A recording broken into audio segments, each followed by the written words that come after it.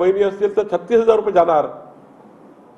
त्या ठिकाणी 36,000 रुपये भेटल्यानंतर त्या परिवाराला एक आर्थिक स्थैर्य देण्याचं काम एकनाथ शिंदे सरकारने केलं, देवेंद्रजी अजित पवारजींनी केलं आहे। त्यामुळं राजकीय भीती, विधानमंडळसभेमध्ये पराभव होईल भीती ही या ठिकाणी उद्धव ठाकरेला व्हायला लागली आहे। आणि त्यामुळं त्यांना हे माहिती आहे की पूर्ण वर्षाचं बजेट केलं त्यानंतर हे सरकार चालू ठेवणारा योजना, त्यामुळे ही योजना कायमस्वरूपी आहे। जोपर्यंत महायुतीचं सरकार या महाराष्ट्रात आहे तोपर्यंत ही योजना चालू राहणार आहे। मी भारतीय जनता पार्टीच्या संपूर्ण कार्यकर्त्यांच्या वतीने यशस्वी योजना महायुतीने केल्याबद्दल पुन्हा अभिनंदन करतो। रक्षाबंधनाच्या शुभेच्छा देतो।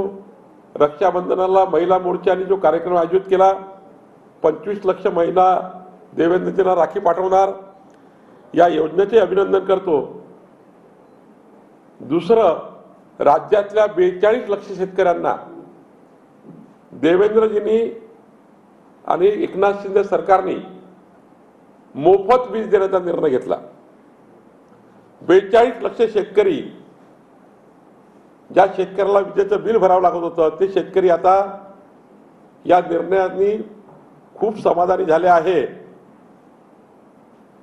मी सुद्धा या खात्याचा मंत्री होतो, पण या निर्णयाने प्रचंड मोठा जीडीपी मध्ये लोकांच्या इरिगेशनवर फरक पडणार आहे। आणि त्यामुळे मला असं वाटतं की शेतकऱ्याला वीज बिल माफ करण्याच्या एक ऐतिहासिक निर्णयाला सुद्धा महाराष्ट्र भारतीय जनता पार्टीतर्फे आम्ही अभिनंदन करतो आहे।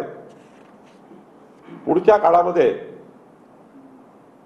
महायुतीचं सरकार हे जनता पुढे नेईल। एक मात्र पक्का आहे, ज्या पद्धतीने उद्धव ठाकरे आणि काँग्रेस पार्टी योजनेला गालबोट लावण्याचा प्रयत्न करत आहे